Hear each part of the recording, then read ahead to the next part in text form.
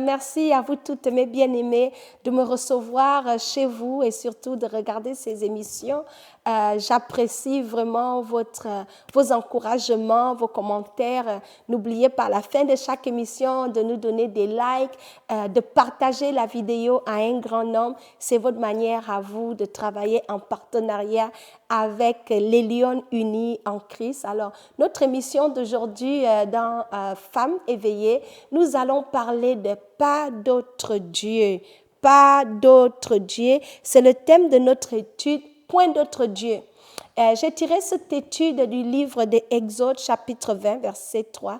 La Bible dit, « Tu n'auras pas d'autre Dieu devant ta face. » À retenir, le Dieu ici, c'est avec petit d. Ça, c'est lorsqu'on parle des petits dieux qui ont tendance à prendre la place du grand Dieu dans notre vie. C'est ce que nous allons regarder. Donc, ne vous déconnectez pas, c'est un bon sujet. Nous avons besoin de nous rappeler de l'importance de mettre Dieu au bon endroit, à la place qui les dû. Donc, nous allons prier et on va demander au Saint-Esprit vraiment de nous aider à réorganiser nos vies de manière à ce qu'il n'y ait point d'autre Dieu devant la face du Seigneur. Alléluia.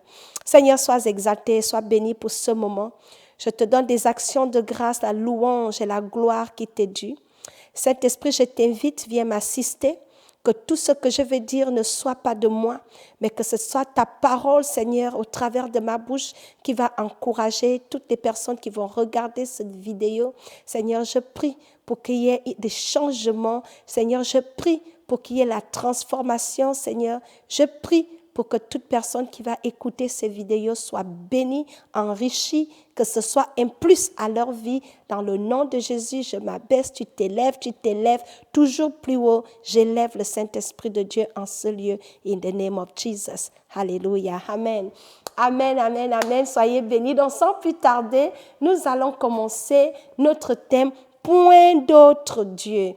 Avant de commencer, j'aime m'asseoir avec la parole de Dieu. C'est ça qui nous aide à aller à discuter de ces points-là parce que c'est la parole de Dieu qui est la vérité.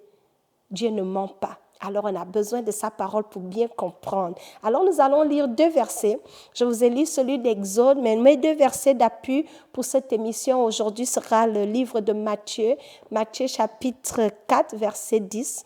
Voici ce que la parole de Dieu dit. Jésus lui dit, « Retire-toi, Satan, car il est écrit, tu adoreras le Seigneur ton Dieu et tu lui serviras lui seul. » Deutéronome chapitre 5, verset 6. Nous allons lire la parole de Dieu. Voici ce que ça dit. On va lire du verset 6 au verset 7. « Je suis l'Éternel ton Dieu qui t'ai fait sortir du pays d'Égypte, de la maison de la servitude. Tu n'auras point d'autre Dieu devant ma face. » Alléluia. Dans le livre de Matthieu, nous voyons que c'est Jésus, vous savez toute l'histoire, lorsque Jésus a été tenté dans le désert, comment le diable est venu avec cette stratégie, dire à Jésus de se prosterner devant lui et tout ça. Jésus lui a dit, non, mon petit, je ne mettrai pas d'autre Dieu, je ne vais pas me prosterner devant un autre Dieu que le Dieu qui a créé le ciel et la terre. Donc, il dit, il n'y aura point d'autre Dieu. Jésus a codé ce verset d'Exode-là, il a donné en référence pour dire à l'ennemi, je n'aurai pas d'autre Dieu devant la face de l'Éternel. Alors, c'est un commandement. C'est le premier commandement que le Seigneur nous a donné. Et ce commandement-là, nous avons tendance à le prendre à la légère. Mais c'est un commandement tellement essentiel à notre vie. Et aujourd'hui, je voudrais que nous regardions ensemble qu'est-ce que ça veut vraiment dire. D'autres dieux avec petit d. Quels sont ces dieux-là? Je sais, certaines parmi vous êtes en train de dire peut-être l'idole, tu as fabriqué par exemple l'idole, on va se prosterner devant l'idole, comme à cette époque-là, les enfants de Dieu avaient fabriqué un veau et ils sont allés se prosterner devant ce veau-là pour l'adorer. Ils se sont fait un Dieu et ce veau-là a pris la place de Dieu pour lui. Aujourd'hui, nous n'avons peut-être pas des idoles faites des mains d'hommes, on n'a pas de petites statuettes vers qui nous nous prosternons, que nous considérons comme Dieu. Aujourd'hui, je pense que le Dieu vers qui nous nous prosternons a beaucoup de formes. Je vais vous dire les formes dont ce Dieu-là vient. Ce Dieu-là, pour certaines personnes, peut être leur argent. Leur vie tourne autour de leur argent. Ils ne vivent que pour amasser l'argent, l'argent, l'argent, l'argent, l'argent. Ils se lèvent le matin, l'argent, l'argent, l'argent, l'argent. L'argent finit par prendre la place de Dieu dans leur vie, c'est-à-dire la première place. Le seul langage qu'ils écoutent, c'est le langage de l'argent et de la richesse.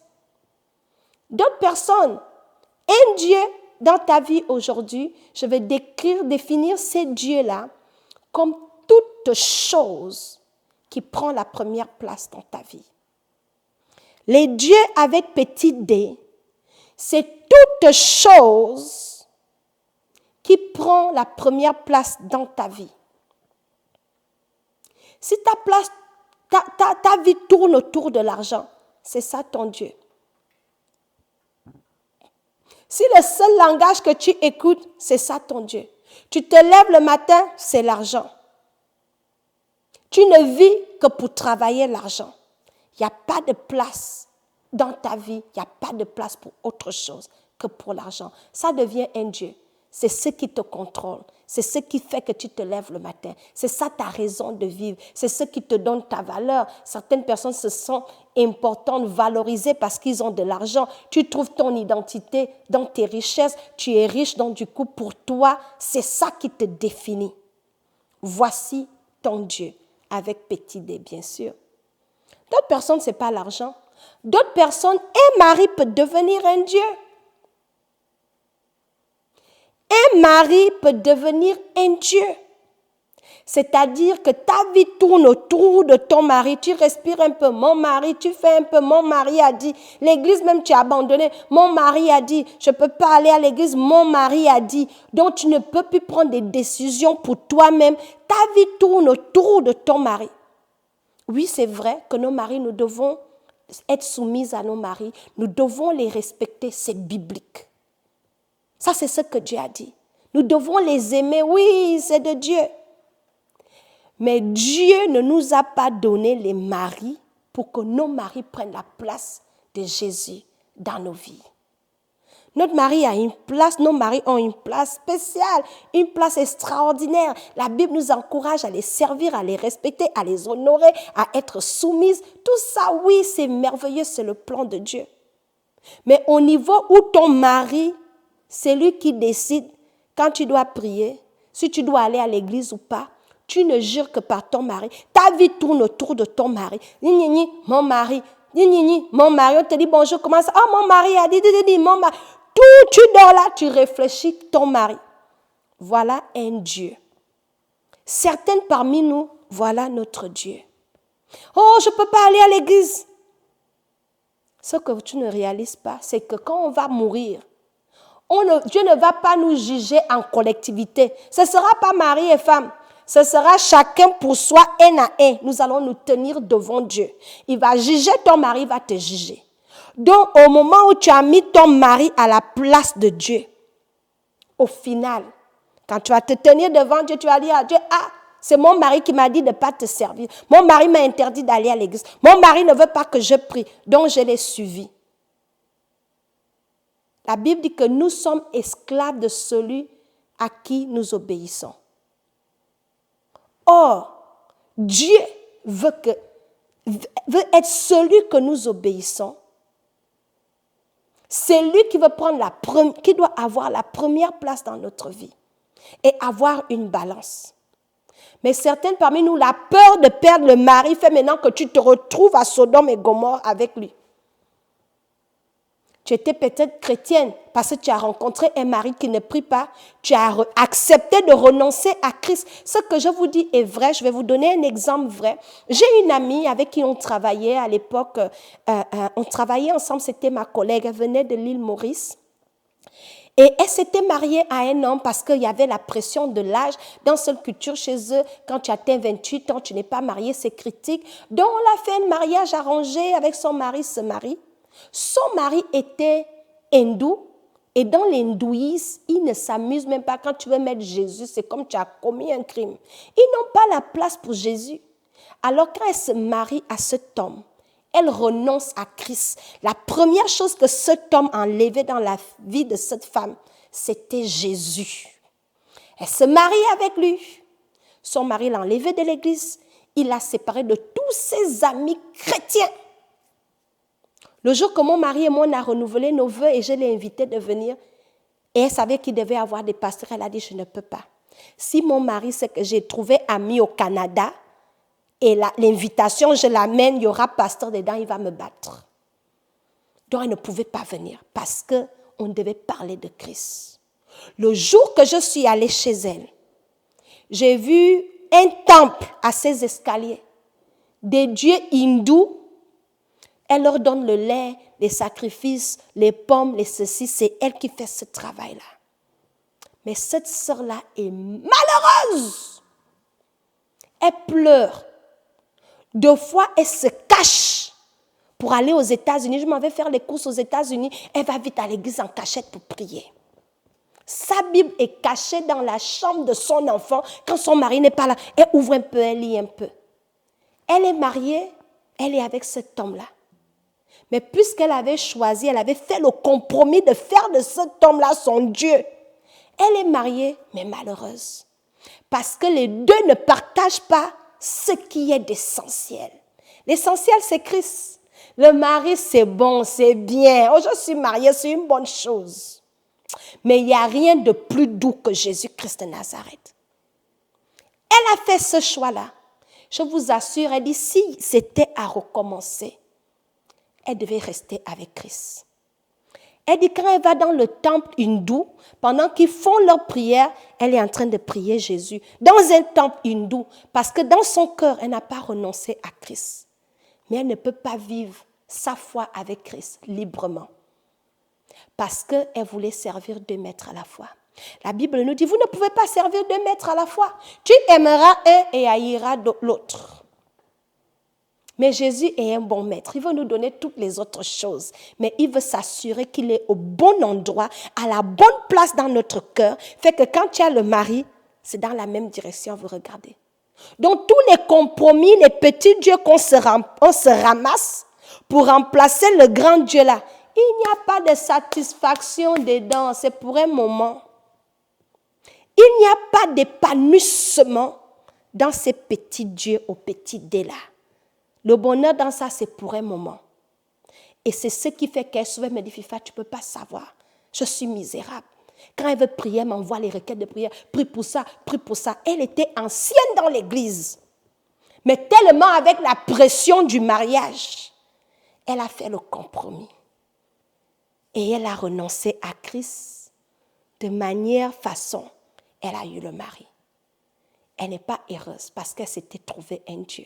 C'est juste un exemple. D'autres personnes, ce n'est pas le mari. D'autres personnes, c'est Facebook, les réseaux sociaux. Tu te lèves le matin, dès que tu ouvres tes yeux, pion, tu es au téléphone. Tu regardes qui a posté quoi dans Facebook, qui a mis quoi, c'est quel commentaire dans Facebook. Tu vas finir les 2 premières heures de ta journée dans Facebook. Voilà un autre Dieu au petit dé. Les réseaux sociaux deviennent des dieux. Lorsque toute ta journée, 24 heures, tu n'as pas eu le temps de prier, de lire ta Bible, mais tu as peut-être passé 5 heures dans les réseaux sociaux. Voilà un Dieu. Les petits dieux dont je vous parle ici, c'est toute chose qui prend la première place dans ta vie.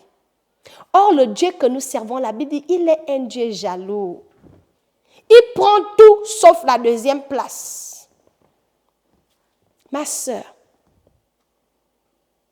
quel Dieu est-il assis dans le trône de ta vie? Est-ce Jésus? Certaines personnes, c'est la carrière. Elles veulent tellement avoir une carrière glorieuse que c'est ça leur priorité. Leur énergie, c'est ça. Elles ne respirent que c'est ça. Elles ne vivent que pour leur carrière.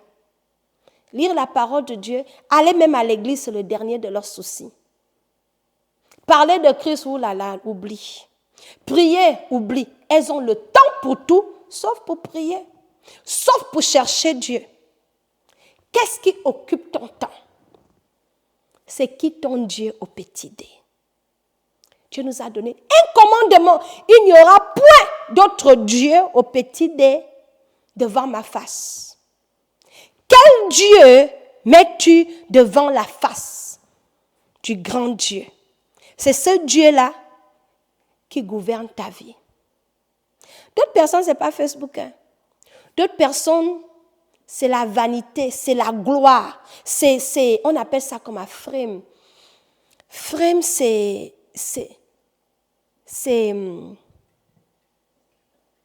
les titres. Les titres, les mérites, être vu. D'autres personnes, c'est ça. Ils veulent avoir le statut social. Il faut que tout le monde sache que tu es docteur. Et ton titre de docteur là, c'est ça qui fait ton identité, c'est ça ton Dieu. Tu es docteur. La gloire, les titres. Si on ne t'a pas appelé par ton titre, tu es frustré, tu es offensé, parce qu'on n'a pas reconnu ton titre. Donc ton titre là devient aussi ton Dieu. C'est dans ça que tu trouves ta valeur. C'est dans ça que tu trouves ta joie de vivre. C'est ce qui fait qui tu es. Tu es valorisé par la gloire, par les titres, par le statut. C'est ce qui te définit. Donc, les petits dieux avec des, c'est toute chose dans laquelle tu trouves ton identité. Certaines femmes, tant qu'elles ne sont pas mariées, elles n'ont pas d'identité. Elles pensent qu'elles vont trouver leur identité en ayant un mari. Le mari, c'est bien. Je prie pour le mariage et je crois que le mariage est une bénédiction de Dieu. Et que toutes les femmes devraient se marier. Mais lorsque ça devient l'obsession, ta raison de vivre, quand tu vas dans la présence de Dieu, s'agisse pour ça. Ton identité, tu te sens vivre que lorsque tu auras le mari. Voilà un Dieu. Et plusieurs enfants de Dieu, même chrétiens, on se retrouve à amener trop de Dieu devant le grand Dieu.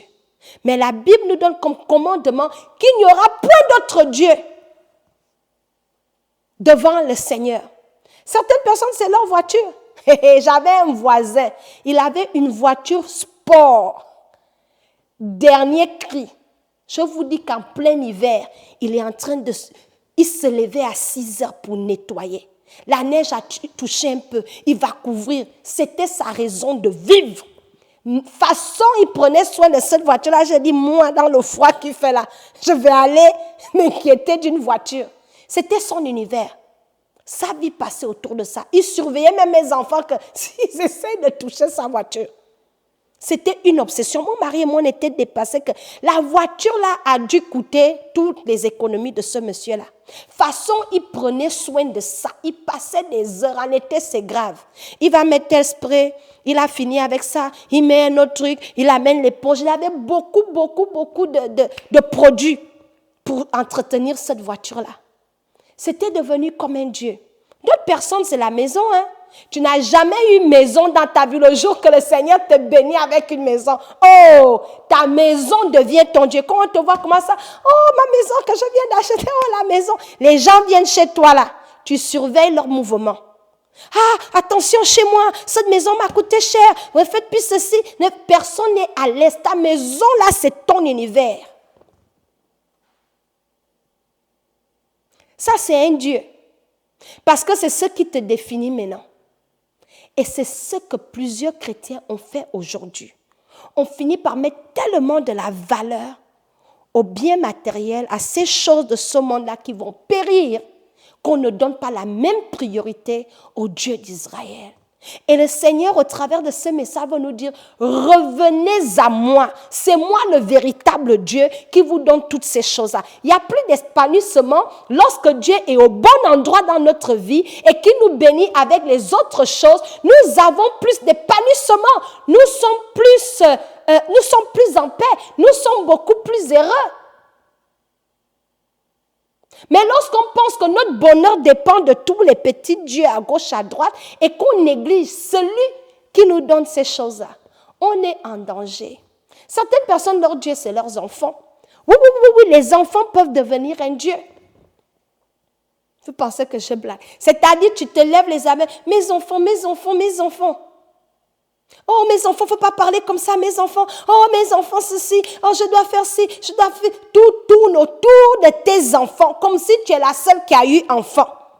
Tes enfants passent même avant ton mari. Ton mari, tu peux le parler comme ça ne va pas. Mais quand on touche à tes enfants, on a touché le nerf. Ça, c'est un Dieu. Tout ce qui devient ta raison de vivre sur cette terre, c'est Dieu. La Bible nous dit, tu n'auras pas d'autre Dieu devant ma face. Le Dieu que nous servons est un Dieu jaloux. Sans cesse, nous sommes là à le mélanger avec des petits dieux. D'autres personnes chrétiennes, ils ont des dieux, ils consultent encore les ngangas. Ils sont nés de nouveau, mais devant Dieu, ils mettent leur vaudou. Tu as encore des gris-gris sous ton lit. Tu es marié, mais pour soutenir ton mariage, tu comptes sur un petit fétiche que tu as attaché ici dans les reins. C'est ça ton Dieu, parce que c'est dans le fétiche que tu as mis dans tes reins là, parce que c'est sur ça que tu comptes pour garder ton mariage. C'est ça ton Dieu. C'est ça ton Dieu, parce que c'est dans ça que tu as mis l'espoir pour gérer ta maison.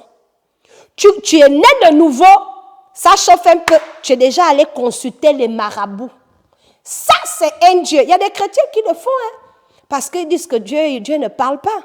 Et on ne peut pas attendre. Donc, on aime les dieux faciles qui nous donnent une réponse tout de suite. Vite fait, mal fait. Parce que le nganga, tu arrives là-bas, il faut faire les choris comme si tu racontes des bêtises. Tu aimes ça. Parce que le problème avec nous, c'est quoi? Le Dieu qui nous a créés là, comme on ne peut pas le toucher avec les deux mains, on ne peut pas le toucher, le sentir, le voir.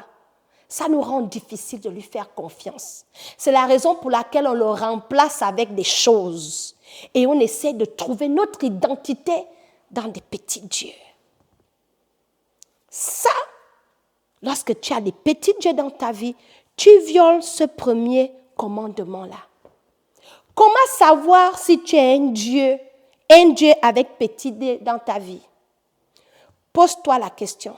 Quand tu te lèves le matin, quel est ton premier réflexe? Est-ce que quand tu te lèves le matin, ton premier réflexe c'est de te prosterner et dire Seigneur, merci pour cette belle journée. Conduis-moi aujourd'hui. Seigneur, merci pour le mari que tu m'as donné. Je te donne mon mari. Seigneur, gère-le, aide-le aujourd'hui, conduis-le. Seigneur, les enfants que tu m'as donnés là, ils t'appartiennent. Bénis-les et aide-moi à les gérer. Tu les soumets à Dieu. Ah Seigneur, la maison même tu m'as donnée là, c'était que par ta grâce. Béni sois-tu pour cette maison. Tu t'en vas. Est-ce que c'est ça que tu fais quand tu te lèves? Ramener toutes choses devant le Seigneur et reconnaître que c'est Dieu qui t'a donné tout ça et que ce n'est pas ces choses-là qui te définissent. Première étape, quel est ton premier réflexe? La journée, quand tu commences ta journée, quand tu es au travail, partout. Tes pensées, qu'est-ce que tu repasses à ton cœur? Est-ce que tu repasses à ton cœur comment tu vas te faire voir aujourd'hui? Comment tu veux prouver à tes amis que tu as percé? Comment tout le monde doit savoir que tu as été élevé dans ça et puis tu deviens orgueilleuse parce que tu as ci, parce que tu as ça, les autres n'ont pas ça. Tu te sens à un niveau à cause des petits. C'est des petits biens. Moi, j'appelle ça des petits biens. Parce que celui qui nous donne ces biens-là est plus important que les biens. Mais ces choses-là ont ruiné notre univers et ça nous a séparés de Dieu. Le Seigneur aimerait que nous trouvions notre identité en lui. Lorsque tu trouves ton identité en Dieu, tu vas apprécier les autres choses sans pourtant faire de ces choses-là des dieux dans ta vie. Lorsque l'Éternel des armées est Dieu dans ta vie, tu opères comme Jésus. Le diable est venu offrir à Jésus la gloire, les honneurs, lui dire à Jésus, si tu me sers, tu auras ci, tu auras ça. Jésus l'a dit, c'est pas ici tu vas faire ça. Je sais qui je suis. Moi-même, tout m'appartient. Est-ce que tu peux me donner ce qui est à moi? Jésus connaissait son identité. Il a dit, arrière de moi, Satan, il faut quitter ici. Je ne vais pas me prosterner devant un autre Dieu. Pourquoi Jésus ne s'est pas prosterné? Certaines parmi nous, avant même que le diable n'ait fini la phrase, Si tu te prosternes, je te donne. On serait prosterné parce qu'on veut la gloire, on veut être vu, on veut être reconnu, on veut l'argent, on veut les richesses et les biens de ce monde. Et on est prêt à tout jusqu'à renoncer la foi. On est prêt à tout jusqu'à renier Jésus. Pour des biens que la Bible dit vanité des vanités, tout est vanité. Rien de ce que nous avons n'a plus de valeur que Jésus-Christ de Nazareth. Et ce qui est vraiment à craindre, c'est qu'il y aura un jugement et Jésus revient bientôt, qui ne nous trouve pas en train de nous prosterner devant des petits dieux. Quand Dieu est mis à la bonne place dans notre vie, je vais vous dire ce qui se passe. Il y a de l'alignement. Notre vie a plus de sens. Et tu arrives à jouir des bénédictions qu'il te donne. Tu jouis de tes enfants, tu jouis de ton mari, tu jouis de ton travail. Le Seigneur veut qu'on réussisse.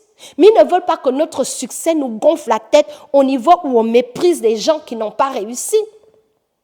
Au niveau où on a maintenant l'orgueil, au niveau où on fait comme le roi Nebuchadnezzar qui a commencé à dire que tout ça, c'est moi-même qui l'ai fait. Dieu l'a dit, Le Seigneur l'a envoyé dans la forêt manger avec les bêtes sauvages jusqu'à ce qu'il reconnaisse que tout ce qu'il avait lui venait de Dieu. Donc c'est dans des choses comme ça que nous sommes et on s'étonne quand deux fois il y a des situations dans nos vies qui bloquent. Ça bloque parce que nous avons élevé trop de Dieu et nous avons négligé le véritable Dieu. Aujourd'hui, au travers de ce message, je veux faire un remue-ménage dans nos cœurs, nous inviter à nous examiner et ramener le Seigneur Jésus à la première place parce qu'il prend tout sauf la deuxième place. Si Jésus est troisième place dans ta vie, ma soeur, il n'est pas au bon endroit. Il veut être ton Dieu et il veut être à la première place.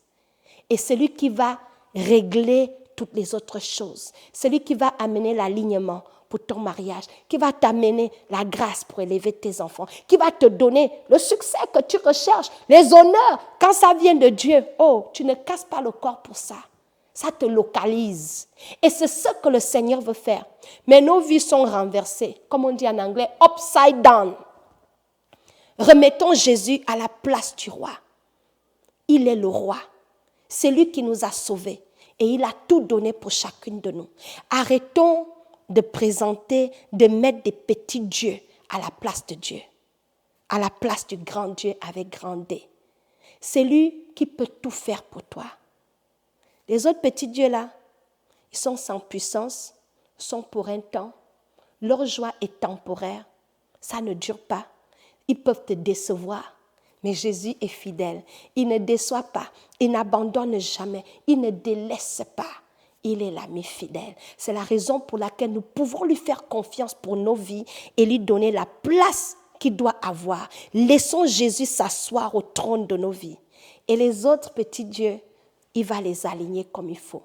Il ne veut pas être à la deuxième place. Il ne veut pas être à la cinquième place. Il veut être à la première place dans ton cœur. Vas-tu aujourd'hui lui donner cette opportunité? Dis, Seigneur, je vais enlever ce Dieu-là avec petit d. Viens dans ma vie et sois mon maître et Seigneur personnel. Alléluia. C'est ça l'invitation. C'est un commandement. Au nom de Jésus, que ce message vraiment t'amène à examiner ta vie et voir où sont tes priorités. Quelle est ta relation avec le Seigneur? As-tu une vie de prière? Lis-tu la parole de Dieu? À quelle fréquence? Quelle est ta relation avec le péché? Je vais m'arrêter là. Soyez-vous toutes bénies. Si vous avez aimé cette émission, encouragez quelqu'un. Ce n'est pas une émission bénie, mais c'est une émission basée sur la parole de Dieu. Le Seigneur veut nous avoir entièrement. Donc soyez bénis chez vous et aimez l'émission. Abonnez-vous, posez des questions, mettez vos commentaires à une autre émission. Portez-vous bien. Shalom.